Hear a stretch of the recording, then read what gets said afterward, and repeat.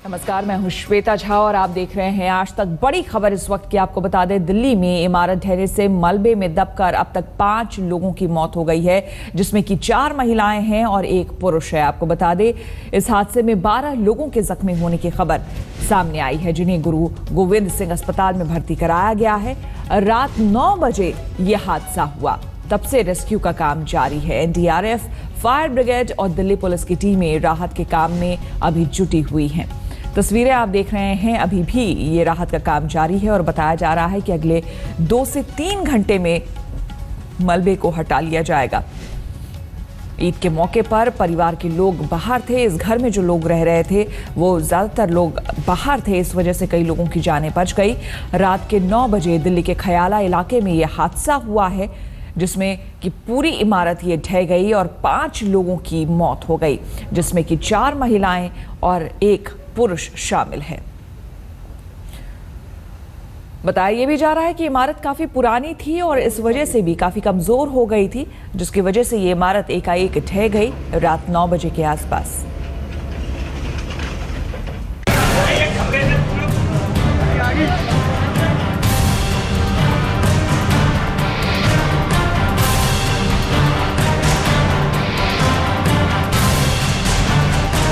बीती रात दिल्ली के लिए दर्दनाक मौत लेकर आई। 4 मंजिला इमारत धराशायी हुई तो कई जिंदगियां खत्म हो गईं। कई लोग इस मलबे में दब गए, कुछ लोग जख्मी हालत में अस्पताल पहुंच गए। वहीं मलबे में दबी जिंदगियों को बचाने के लिए रात भर रेस्क्यू ऑपरेशन चलता रहा। रात के 9 बजे थे। ये वो वक्त था जब बिल्डिंग में रहने वाले लोग खाना पीना खा रहे थे या उसकी तैयारी कर रहे थे। तभी बिल्डिंग की नींव हिलने लगी। एक पल को ऐसा लगा कि एक बार फिर से भूकंप के झटके ने परेशान किया हो, लेकिन लोगों को यह गलतफहमी भारी पड़ गई। खयाला के विष्णु गार्डन की यह इमारत ताश के पत्तों की तरह ढेर हो गई।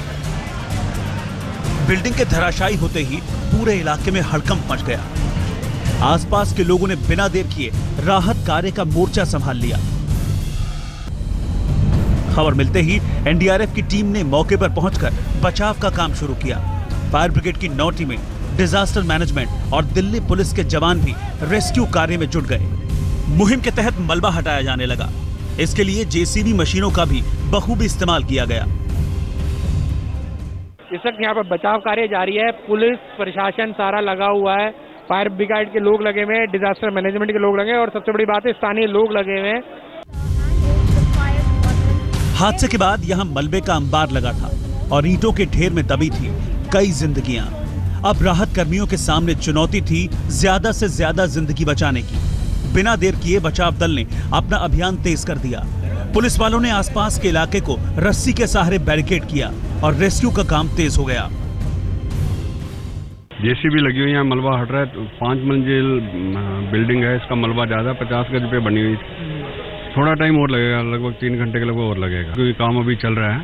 हमारा मेन जो काम है अभी निकाल के हैंड ओवर करते हैं हम पुलिस को और हॉस्पिटल में शिफ्ट कर रहे हैं अभी। देर रात तक 3 लाशों को मलबे से निकाला गया। कई लोग इस हादसे का शिकार होकर जख्मी भी हो गए। लगभग 3 लोगों के मरने की पुष्टि हुई है।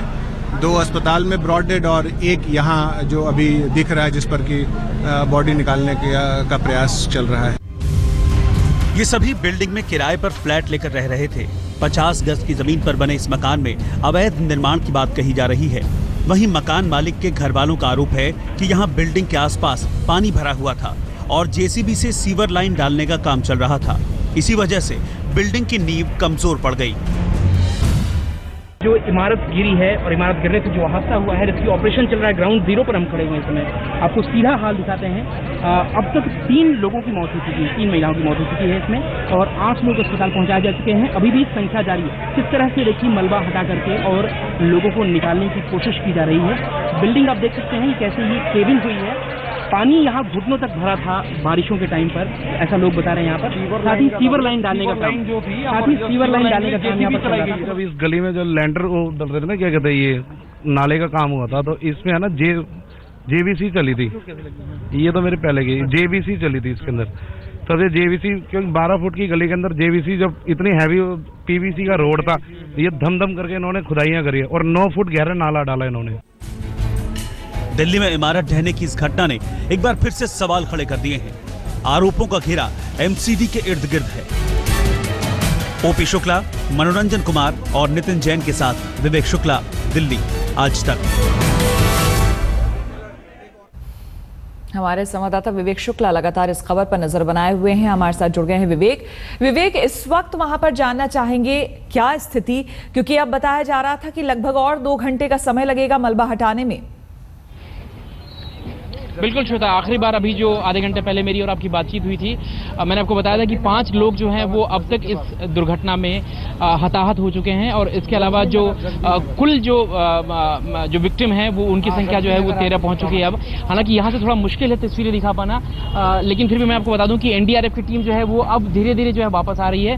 तो अब जो रेस्क्यू ऑपरेशन है, एक तरह से आप ये समझ सकती हैं यहाँ से कि वो अपने आखिरी चरण में पहुंच चुका है। हालांकि अब भी जो रेस्क्यू टीम है पूरी की पूरी, जो कि एनडीआरएफ, दिल्ली की फायर टीम, दिल्ली पुलिस और स्थानीय प्रशासन को मिला जुला करके बनी हुई है, उनको लग रहा है अभी भी 2 से 3 लोग ऐसे हो सकते हैं जो मलबे के अंदर दबे हों।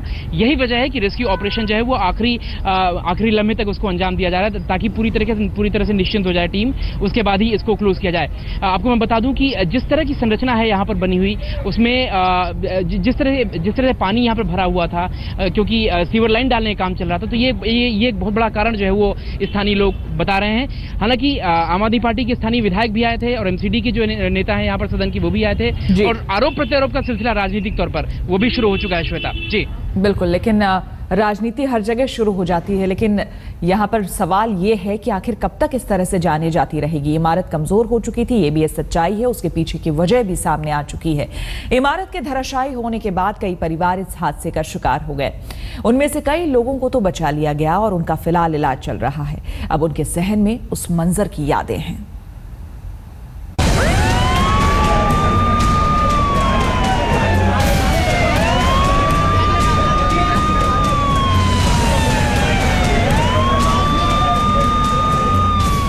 विष्णुनगर की इस बिल्डिंग के कुछ बाशिंदों के लिए ये रात अकाल मौत बनकर आई। रात 9 बजे तक यहां सब कुछ सामान्य था, लेकिन उसके बाद जमींदोज हुई इमारतों ने कई लोगों को सदमा दे दिया। गुरु गोविंद सिंह अस्पताल के इमरजेंसी वार्ड में बेड पर पड़े इन पीड़ितों की पीड़ा असहनीय है। जब इमारत ढही तो ये सभी लोग अपने अपने फ्लैट में मौजूद थे। प्रेम बाबू भी उन्हीं में से एक हैं। इन्हें याद है वो पल जब इमारत की नींव हिली। किसी ने भूकंप का झटका बताया तो प्रेम बाबू सतर्क जरूर हुए, लेकिन सच्चाई जानने में और संभलते संभलते वक्त लग गया और एकाएक आंखों के सामने अंधेरा छा गया। हादसे में इनकी पत्नी की मौत हो गई। वो भाग के आई ऊपर से कि पापा भैया बुला रहा है कि मकान ले रहा है।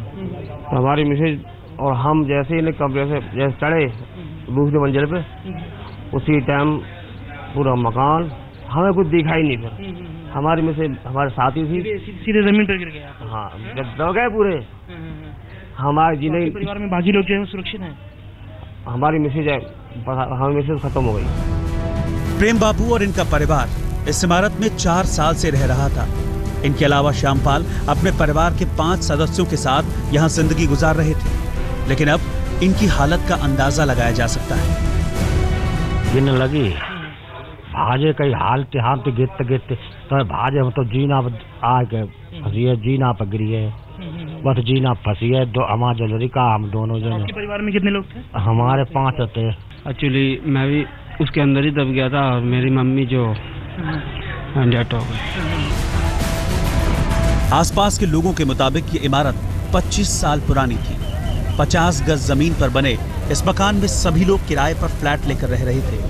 बताया जाता है कि इस बिल्डिंग में करीब 15 परिवार रहते थे, यानी कि 40 से ज्यादा लोग यहाँ पर रह रहे थे। गनीमत थी कि ईद के मौके पर ज्यादातर लोग अपने दोस्त और रिश्तेदारों के यहाँ गए हुए थे। जो बच गए थे वो हादसे का शिकार हो गए। बिल्डिंग ढहने के बाद गाजियाबाद से एनडीआरएफ के 60 जवानों को बुलाया गया, जो रात भर रेस्क्यू में जुटे रहे। वैसे इलाके के लोगों का आरोप है कि प्रशासन ने बचाव कार्य में देरी की। हादसे के बाद मौके पर आम आदमी पार्टी के नेता और स्थानीय विधायक जरनैल सिंह पहुंचे। उन्होंने घटना के लिए सीधे सीधे एमसीडी को जिम्मेदार बताया। कुछ इलीगल कंस्ट्रक्शन हो जाता है। ये बेसिकली एमसीडी का करप्शन है। पता ये चल रहा है कि जब आपको पता लगता है कि आप कुछ बिल्डिंग कमजोर है, आप उसकी स्ट्रेंथ नहीं देखते हैं। दिल्ली में इमारत गिरने की और मौत की ये कोई पहली घटना नहीं है। इससे पहले भी कई जानें ऐसे हादसे का शिकार हुई हैं, लेकिन अब तक इन हादसों को रोकने के लिए कोई ठोस पहल नजर नहीं आ रही। ओपी शुक्ला, मनोरंजन कुमार और नितिन जैन के साथ विवेक शुक्ला, दिल्ली आज तक। इस दुर्घटना में अपनी माँ को खोया है और नासिर की पत्नी नहीं रही हैं। पहले नासिर से बात करें। नासिर, क्या याद कर पा रहे हैं आप, क्या घटना थी और कैसे सब कुछ हुआ आपकी आंखों के आगे और कैसे बचाया आपने अपने आप को? सर, हम तो फिलहाल कल ईद का त्योहार था, हम घूम के आए करीबन 8 बजे 8:30 बजे हम कमरे पे अपने आए घूम के। जब आए तो हम और बीवी दोनों जने, तो मैंने कहा आप जो है बैठो और मैं नीचे से घूम के आ रहा हूँ।